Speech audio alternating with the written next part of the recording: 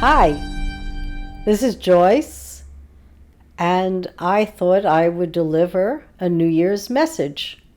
I find it hard to believe that we're actually going to enter the year 2020. It seems like we've been in the 20th century for almost a century and 20 years. And why do I say that? It's like we've gone full circle. The 20th century was very tumultuous, and it was also very brilliant, and it had so many great achievements, punctuated by many wars, and people struggling for rights and achieving the American dream.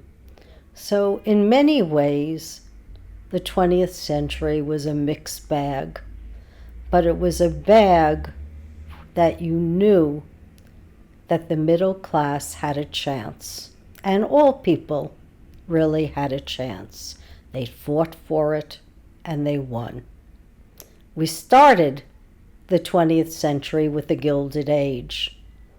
It seems to me we've now ended the 20th century with a second Gilded Age.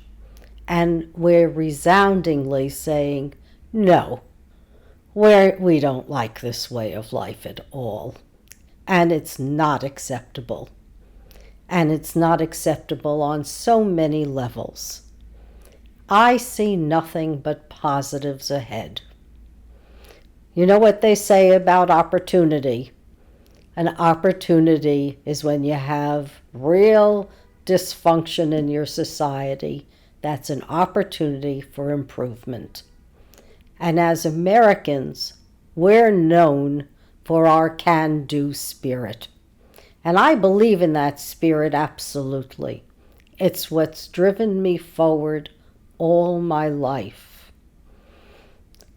You don't say no, you say yes, and you think of the possibilities.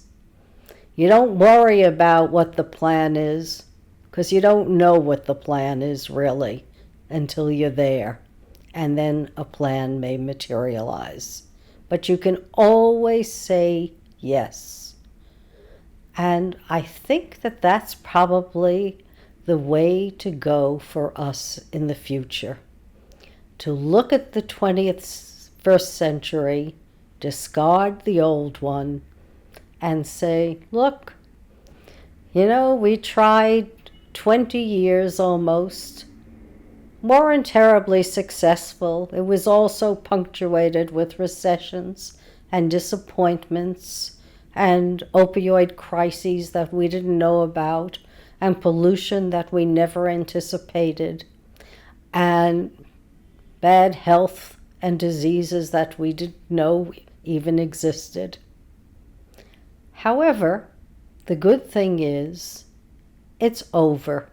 And as far as I'm concerned, they can take the last 19 years, and that can still be the 20th century. And then we can start a do-over. And when we do over our lives, it can be better. Because once we realize that, hey, we escaped a bullet. We did, in fact, impeach Trump. If we haven't removed him from office yet, it's not because we're not going to try. We'll try. If we haven't removed the Senate GOP from office yet, it's up to all of us to decide that these policies that are not for we the people don't work for all of us. It only works for a few. We're all entitled to a living wage. We're all entitled to feel that we deserve respect, kindness, health care that's affordable, good education, and food.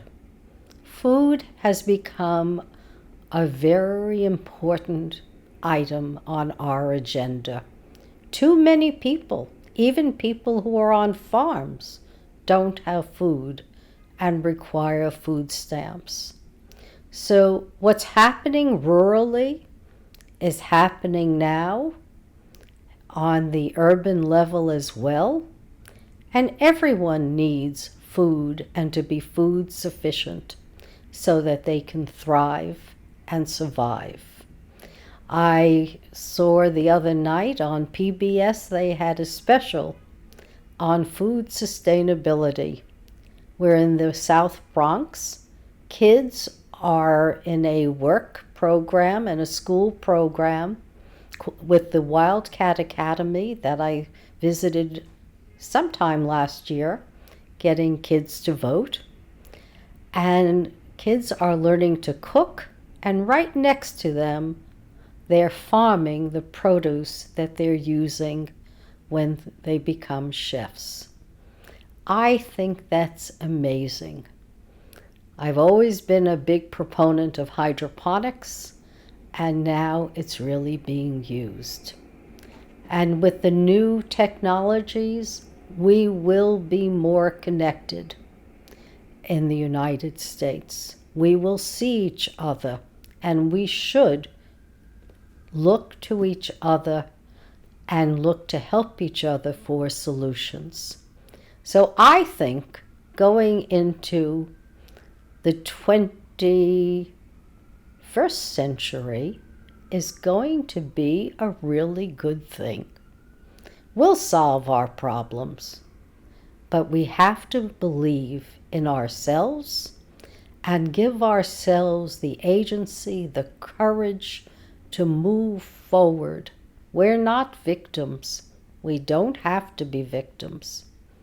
We can learn from each other, help each other, become part of our communities, vote people who don't vote for us out of office, and do the right thing. And then I know that not only will the future of work be bright, but America's future will be bright as well. So I know I'm not all gussied up like I will be in a couple of hours because I'll be going to the Philharmonic to listen to Stephen Sondheim. And if you tune into the Philharmonic on PBS, maybe you'll see me. I'll be there in the orchestra. I don't like to go too far from home for New Year's Eve, and then we'll be partying back here. So watch for me on PBS in case they show any of the audience. It's Sondheim, which is Sweeney Todd, Into the Woods, some really catchy numbers from Broadway shows that he's produced. So God bless you all. Be happy. Think about your families. And in 2020, it's back to politics and back to what interests you. And if you'd like to be my guest, all you have to do is send me a video, and I'm happy to put it on the program. So that's how we'll expand in 2020 with new people and new faces and new ideas. God bless you all. And if I had a champagne glass in my hand, I would be lifting it in a toast to everyone for a happy, healthy, and prosperous New Year. Thank you.